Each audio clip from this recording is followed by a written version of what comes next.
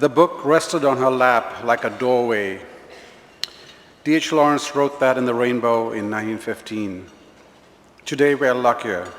Living in a time of abundant translations, we can be influenced by every part of the world, artistically, politically. There are so many open doors, it is almost perverse to be insular. The pure products of America go crazy, wrote that good doctor, William Carlos Williams. I want to speak about the strange magic of such influence. In Sri Lanka, the great dancer Chitrasena created and performed remarkable works throughout his life. He was essential in reviving and celebrating the vernacular in dance. I asked him once, late in his life, what had made him a dancer, and he said it was when he read the autobiography of Isadora Duncan, a book written by an American dancer, made him a revolutionary choreographer in Sri Lanka. He never saw her dance. Growing up in Sri Lanka, then living in England, then North America, similar haphazard influences have shaped me. I am a mongrel of place, of race, of cultures, many genres. And I'm sure my writing has been influenced and altered by, among other things, Diego Rivera's frescoes, Louis Armstrong's Hot 5 and Hot 7 recordings, temple art in Sri Lanka, as well as the collages of Kurt Schwitters and the raw materials in Rauschenberg. I suspect I'm more influenced by other genres than by writing itself.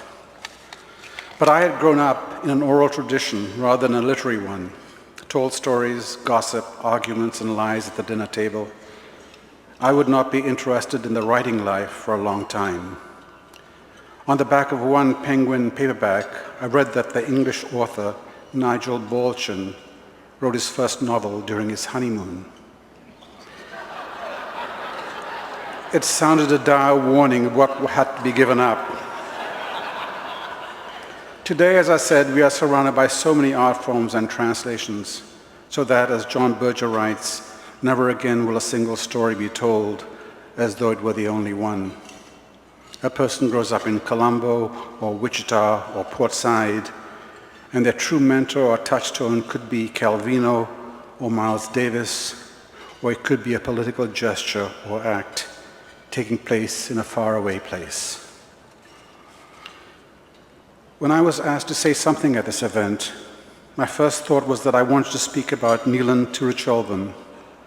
Neelan was a lawyer and a Tamil member of parliament in Sri Lanka. He founded the International Center for Ethnic Studies in Colombo. He was a lover of literature. He brought writers and thinkers in from all over the world. He knew Tagore by heart, and he translated him.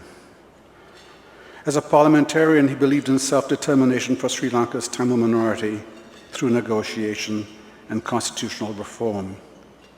And he always opposed and fought human rights abuses committed by the nation's military, as well as by the Tamil Tigers. He was a moderate, and moderates are often the first to be killed in such a war. He was assassinated, blown up by the Tigers in 1999, outside the Center for Ethnic Studies. All these years later, I still think of Neelan.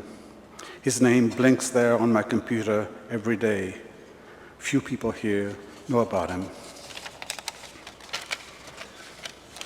How do we as authors feel we have the right to stand beside someone like him?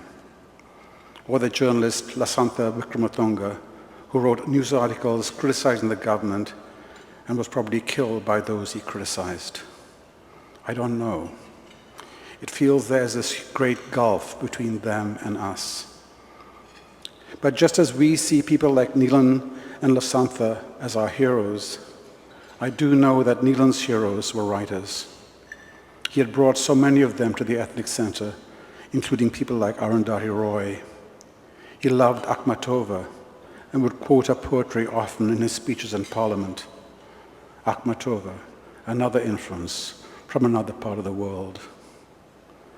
So a radical idea in an English book inspires a dancer in Sri Lanka. A Russian poet's words are quoted by a young Tamil lawyer in Colombo. The power of words. no matter how unpolitical a sentence might seem, it changes us. How important a sentence is, a pen. I was truly surprised to be given this award. I know this is an award for writing, but I would like to accept it on behalf of Neil and Turuchelvan, who loved the truth he found in literature.